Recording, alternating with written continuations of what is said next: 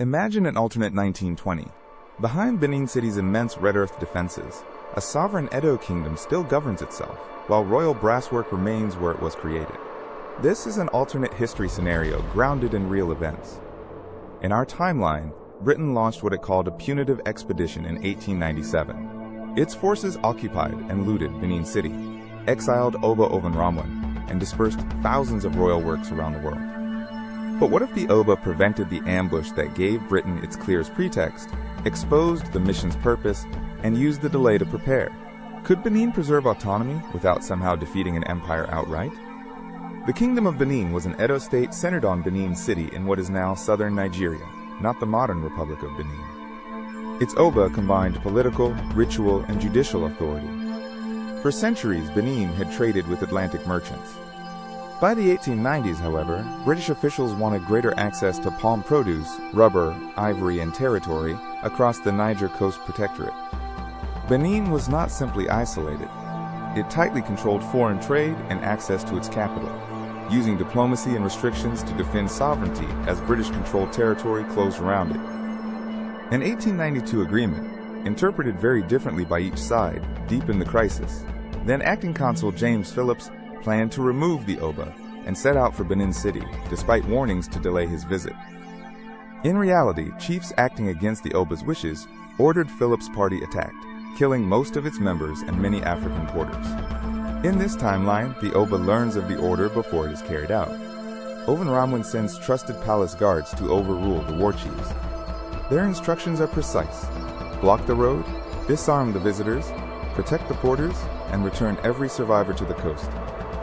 Phillips's party enters a narrow forest approach and finds barricades on both sides. Surrounded but not fired upon, the group surrenders its revolvers and turns back under escort, humiliated but alive. The Oba then moves faster than London. Witness statements and reports of Phillips's earlier plan are carried to coastal merchants, missionaries, and rival consuls, challenging any simple story of an unprovoked massacre. Britain still intends to force Benin open, but without dead officials to inflame public opinion, authorization moves more slowly. The delay gives Ovonramwen months, not days, to disperse his court, treasures, and supplies. Benin celebrates restraint, not slaughter. The peaceful interception strengthens the Oba's authority over divided chiefs and proves that disciplined resistance can impose political costs on a European power. Reports of the confrontation spread through coastal trading networks in the European press. Britain suffers embarrassment, while rival powers see an opportunity to complicate its expansion without openly fighting on Benin's behalf. Ovonramwen avoids staking everything on the capital. Workers reinforce the ancient earthworks, while food, officials, and royal collections are dispersed among forest communities beyond the main British routes. Benin's envoys seek regional cooperation and discreet commercial channels for ammunition. Private traders may sell limited rifles, but no European government risks a formal alliance or a direct war with Britain. When Britain finally advances during worsening weather, it meets an empty outer capital and layered defenses rather than a single decisive battle. Roads are obstructed, guides vanish, and supply columns move painfully slowly. British rockets and machine guns remain devastating, and Benin cannot match them directly. Its chance lies in withdrawal, concealment, and repeated pressure on a long supply line, not in a miraculous battlefield victory. Weeks become months. Hostile press coverage and parliamentary questions focus on cost, disease, and an expedition that cannot display a captured Oba or an intact royal treasury as proof of victory. In the forest, flooding and mud slow every wagon. Benin scouts avoid strong columns, then cut bridges and remove stored food ahead of isolated detachments, making British firepower harder to bring to bear. Benin's defenders adopt simple field works and coordinated signals, but imported weapons remain scarce. A few modern rifles improve local firepower. Most success still comes from terrain, intelligence, and disciplined avoidance of open battle. Fever spreads through the expedition's camps as the supply crisis worsens. Sick men fill field tents, while healthy troops guard dwindling stores and wait for transport that may never arrive on time. Britain can still send more troops. The real question is whether Benin is worth the expanding political and financial costs. Rival diplomats quietly suggest mediation, hoping to limit British dominance in the region. The resulting settlement is deliberately ambiguous.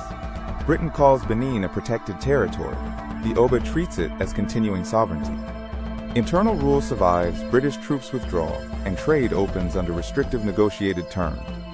It is not a clean victory. Benin accepts foreign commercial access, limits some arms imports, and pays an indemnity.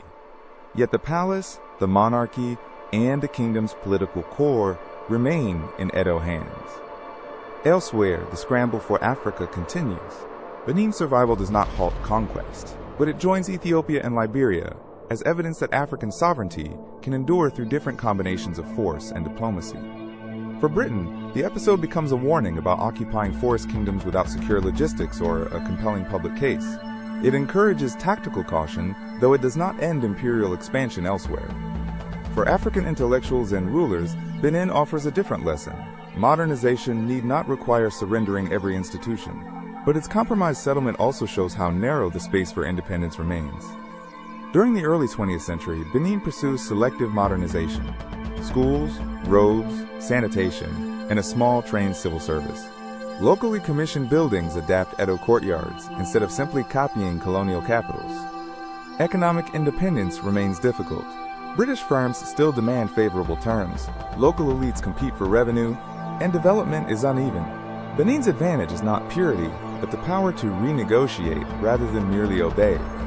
Because the royal palace was never looted, most works conventionally called the Benin Bronzes, including cast brass, bronze, ivory, and wood, remain part of living court history rather than trophies scattered by conquest. Political change proves harder. Merchants, guilds, provincial leaders, and educated reformers demand representation.